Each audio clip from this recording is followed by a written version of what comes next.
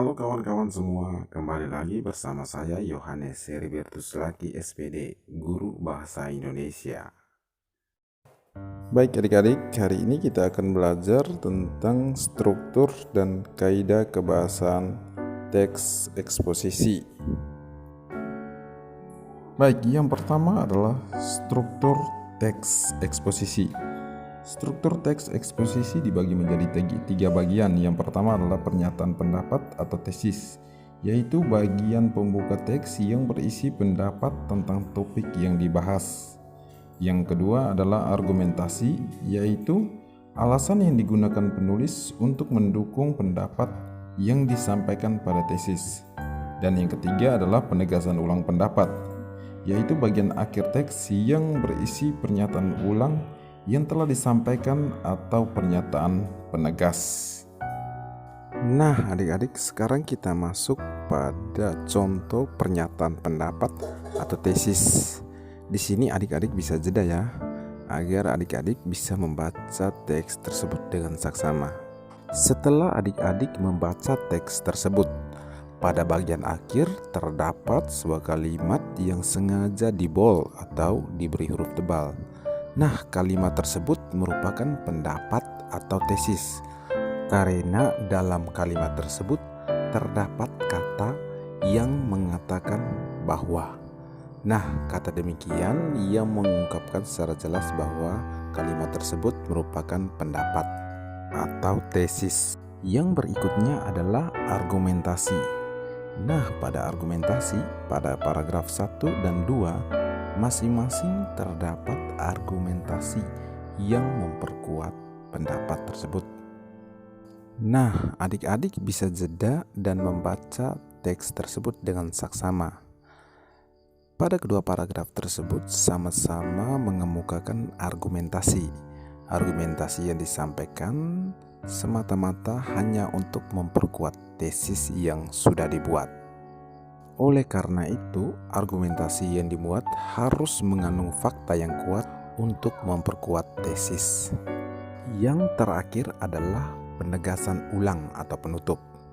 Pada bagian penegasan ulang atau penutup ini, hanya menegaskan kembali tentang pernyataan pendapat maupun argumen-argumen yang sudah dimuat tadi. Dengan penegasan ulang ini, penulis harus benar-benar meyakinkan pembaca ataupun pendengar agar pembaca atau pendengar tidak merasa kebingungan. Nah, itulah adik-adik sekilas contoh dari struktur teks eksposisi. Sekarang kita masuk pada kaidah atau ciri kebahasaan teks eksposisi.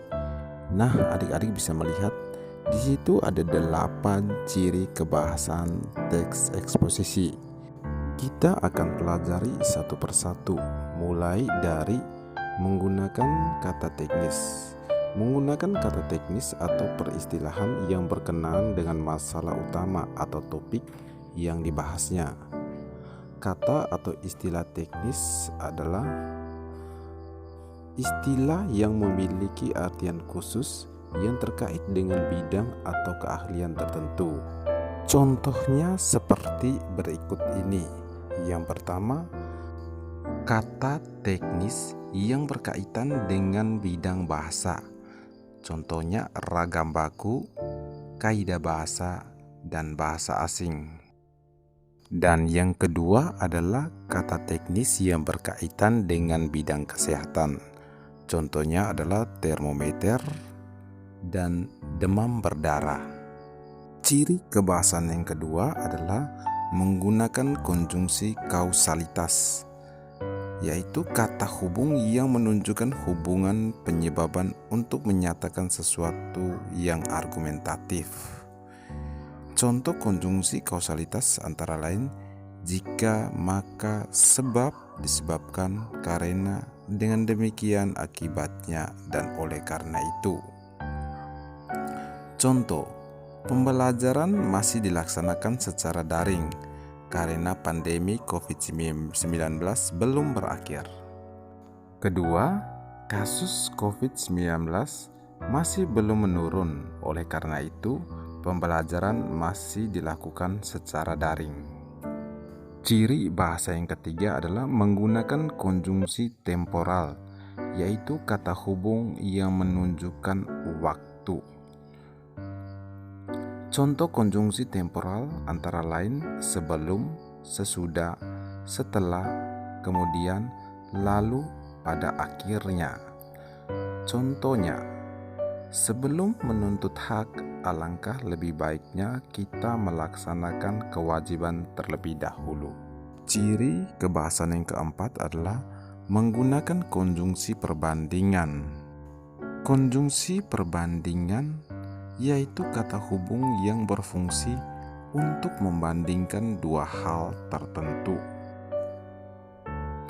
Contoh konjungsi perbandingan antara lain sebagaimana, seperti, bagai, bagaikan, seakan-akan, ibarat, daripada. Contoh konjungsi perbandingan. Yang pertama, kecantikan Yasmin bagaikan bunga mawar yang sedang merekah indah. Dan yang kedua, yaitu baginya lebih baik berlelah-lelah dalam belajar daripada hidup sengsara di kemudian hari. Ciri kebahasan kelima yaitu menggunakan konjungsi pertentangan, yaitu kata hubung yang digunakan untuk menghubungkan dua kalimat sederajat tetapi mempertentangkan kedua bagiannya. Contoh konjungsi pertentangan antara lain tetapi, melainkan, padahal, namun, akan tetapi. Contoh, Bu Iva telah mengajari siswa tata cara menghubungi guru melalui WA, tetapi masih saja ada siswa yang tidak sopan saat WA gurunya. Contoh kedua, Bu Iva telah mengajari siswa tata cara menghubungi guru melalui WA, akan tetapi masih saja ada siswa yang tidak sopan saat WA gurunya. Ciri kebahasan yang keenam adalah menggunakan kata kerja mental. Menggunakan kata kerja mental yaitu kata kerja yang menyatakan kegiatan abstrak sebagai bentuk aktivitas pikiran. Kata kerja mental juga dapat diartikan sebagai kata kerja yang mengekspresikan respons atau sikap seseorang terhadap suatu tindakan, keberadaan, atau pengalaman. Contoh kata kerja mental antara lain memperhatikan, menggambarkan, mengetahui, memahami, berkeyakinan, berpikir, memikirkan, mengagumi, menduga, berpendapat, berasumsi, menyimpulkan. Contoh, mereka memperhatikan penjelasan guru dengan saksama. Ciri kebahasan ketujuh yaitu menggunakan kata rujukan, yaitu kata yang digunakan untuk mengacu kepada suatu hal atau untuk mendapatkan keterangan lebih lanjut. Ragam jenis kata rujukan. Kata rujukan bersifat sesuatu hal. Contohnya ini, itu, tersebut. Kemarin saya membaca novel Laskar Pelangi, karya Andrea Hirata. Novel ini merupakan salah satu novel terbaik yang pernah dijadikan film. Ragam jenis kata rujukan kedua adalah kata rujukan orang. Contohnya, dia, ia, mereka, beliau. Contoh kalimat, Najma merupakan anak yang rajin. Dia selalu mengerjakan tugas dari guru tepat waktu. Dan yang berikut ragam jenis kata rujukan ketiga, yaitu kata rujukan tempat. Contohnya di sini, di situ, di sana. Contoh kalimat, aku tinggal di Brebes, Jawa Tengah. Di sana, aku tinggal bersama keluarga kecilku yang bahagia. Ciri kebahasan yang kedelapan atau yang terakhir adalah menggunakan kata persuasif, yaitu kata yang digunakan untuk membujuk orang lain agar menjadi yakin terhadap hal yang disampaikan. Contoh kata persuasif antara lain hendaklah, sebaiknya, diharapkan, perlu, harus, seharusnya. Contoh, kalangan terpelajar dengan julukan hebatnya sebagai tulang punggung negara, harapan masa depan bangsa, seharusnya tidak larut dengan kebiasaan buruk yang seperti itu.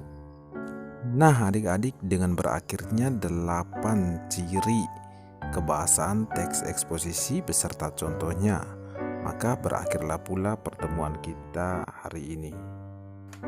Terima kasih banyak, semoga ilmunya bermanfaat untuk kita semua. Oh ya adik-adik dan kawan-kawan semua, jangan lupa untuk subscribe, share, dan like sebanyak-banyaknya.